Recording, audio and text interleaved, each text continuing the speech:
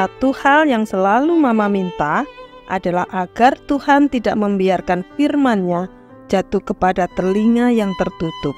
Oh ya, Berham nangkap maknanya. Terima kasih buat doa yang indah ini.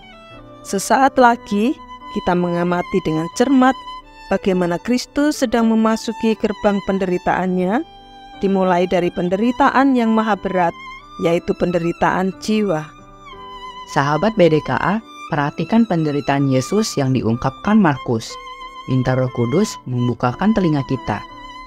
Adik-adik, kita akan melanjutkan petualangan kita di dalam kerajaan Allah. Namun sebelumnya, mari kita berdoa.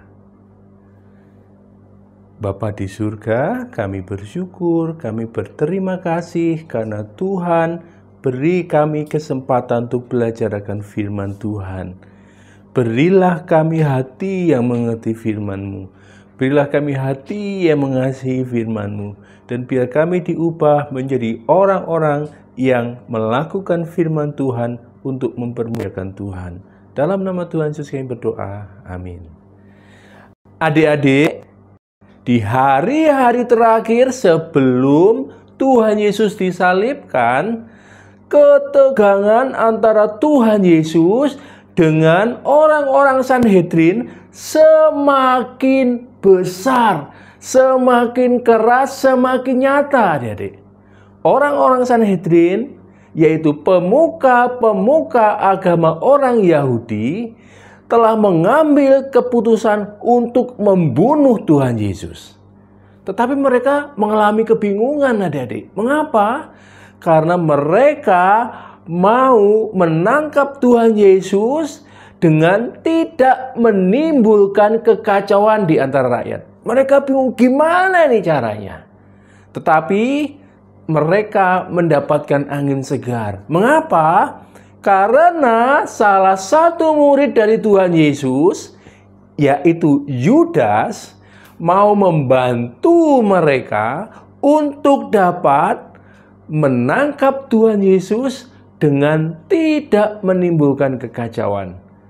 Yudas akan memimpin penangkapan itu dengan cara tipu muslihat.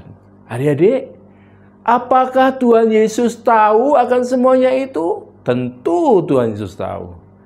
Kemudian apakah Tuhan Yesus lari dari hal itu? Tidak. Tuhan Yesus menghadapinya dengan berani. Itulah mengapa adik-adik Tuhan Yesus tinggal di Betania. Mengapa? Karena tempat itu tidak jauh dari Yerusalem. Jadi Tuhan Yesus di siang hari melayani di Yerusalem. Kemudian bermalam di Betania. Begitu bolak-balik menjadi perjalanan yang sangat melelahkan. Tetapi di hari terakhir sebelum Tuhan Yesus disalibkan, Tuhan Yesus tidak mengajak murid-muridnya bermalam di Betania, tetapi bermalam di sebuah tempat terbuka, di sebuah taman yang banyak pohon zaitunnya. Karena memang itu adalah bukit zaitun. Dan taman itu bernama Taman Getsemani. Adik-adik, mengapakah Tuhan Yesus membawa murid-muridnya untuk masuk ke dalam Taman Getsemani? Karena Tuhan Yesus mengetahui bahwa saatnya sudah tiba. Bahwa Bapa yang ada di surga telah menyerahkan Tuhan Yesus ke tangan orang berdosa. Tuhan Yesus akan ditangkap oleh orang-orang yang diutus oleh kelompok Sanhedrin itu. Tuhan Yesus akan ditangkap, disiksa, dianiaya, dan Tuhan Yesus akan disalibkan. Tuhan Yesus mengalami pergumulan yang begitu berat. Begitu beratnya sampai-sampai 8 orang murid Tuhan Yesus ditinggal di depan pintu Taman Getsemani. Tuhan Yesus masuk ke taman itu hanya dengan 3 orang murid yang terdekat, yaitu Petrus, yaitu Yakobus, yaitu Yohanes. Kepada mereka Tuhan Yesus berkata dengan terus terang bahwa pergumulannya begitu berat. Tuhan Yesus berkata kepada mereka, hatiku begitu sedih, seperti mau mati rasanya. Adik-adik, mengapakah Tuhan Yesus sampai mengatakan hal yang demikian? karena pergumulannya begitu berat. Pertanyaannya adalah, apakah yang menjadi pergumulan terberat dari Tuhan Yesus? Apakah karena Tuhan Yesus tahu, oh nanti aku akan ditampar, aku akan dipukul, aku akan diludahi, aku akan dikenakan mahkota duri yang begitu sakit. Oh, aku akan dicambuk dengan cambuk berduri yang mengkoyakkan dagingku. Oh, terakhir aku akan disalibkan. Apakah itu yang membuat Tuhan Yesus begitu bergumul? Bukan, adik-adik. Ada satu pergumulan yang begitu berat yang dipikirkan oleh Tuhan Yesus. Apakah itu? Adik-adik, Tuhan Yesus itu mempunyai relasi yang begitu intim dengan Tuhan. Tuhan Yesus mempunyai relasi yang begitu dekat dengan Tuhan. Kerinduannya adalah selalu dapat bersekutu dengan Bapa di surga. Kerinduannya adalah selalu menyenangkan Bapanya di surga. Tetapi di saat itu Tuhan Yesus harus mengalami murka Tuhan karena Tuhan Yesus menanggung dosa manusia. Di saat itu Bapa yang ada di surga memalingkan mukanya dari Tuhan Yesus.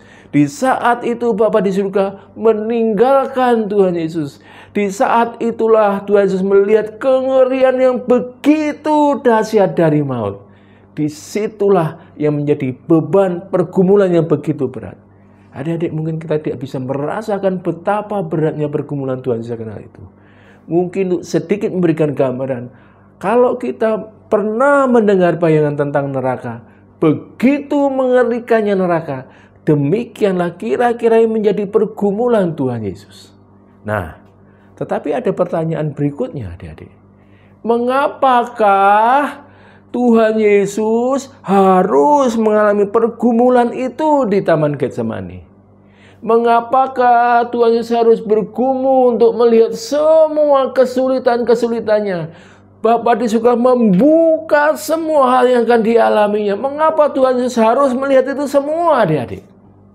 Hal ini mengingatkan kita kepada para imam di Perjanjian Lama.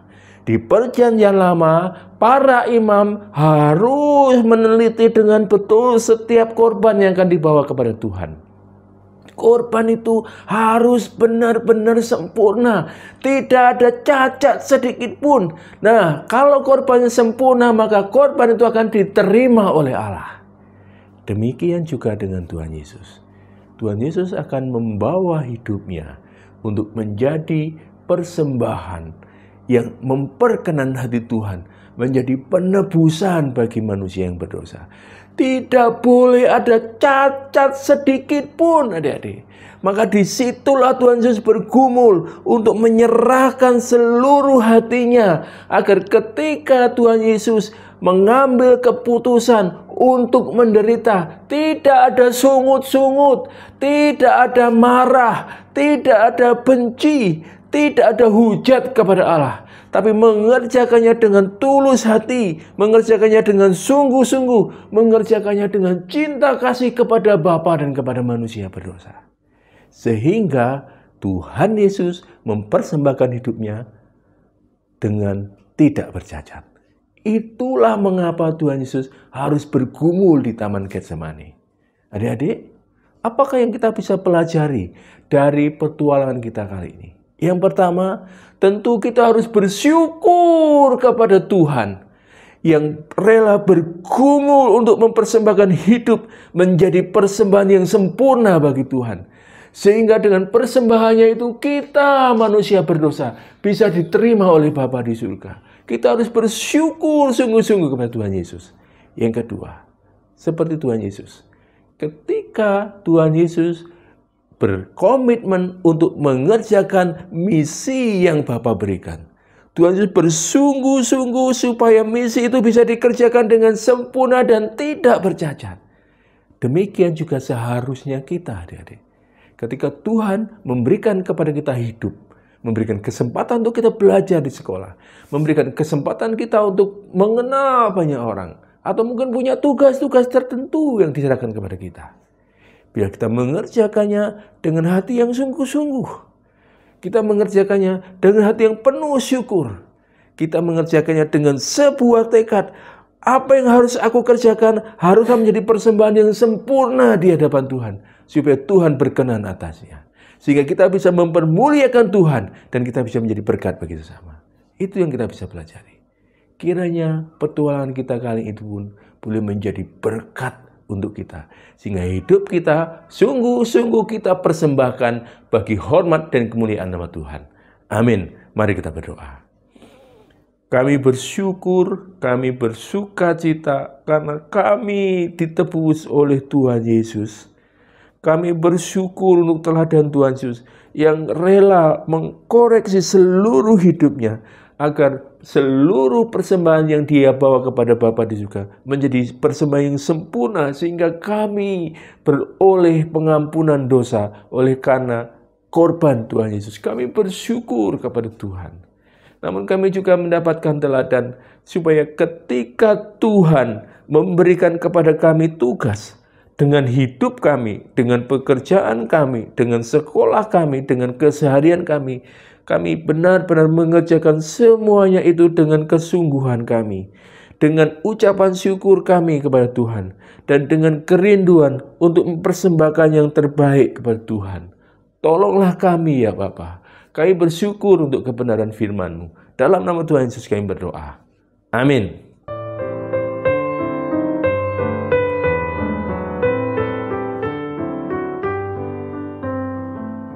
Tuhan sudah memberkati dengan limpah kepada 3 murid yang dipakai sebagai saksi untuk mengikuti penderitaan yang harus ia tanggung, yakni baptisan darah dan cawan pahit itu. Oh ya, terhadap kita juga ya Ma, karena apapun yang dimiliki tidak bisa memberi kelimpahan kalau kita tidak mau meneladani Tuhan Yesus, anak domba Allah yang tidak ada cacatnya itu. Perhatikan baik-baik. Suatu praktek yang berlaku sejak imam memeriksa secara teliti domba yang akan dikorbankan sebagai penebusan dosa, dan kini digenapi dengan sempurna oleh Yesus Kristus. Belham jadi tidak sabar mau cepat-cepat baca kelanjutannya dalam Markus 14 ayat 35 sampai 41.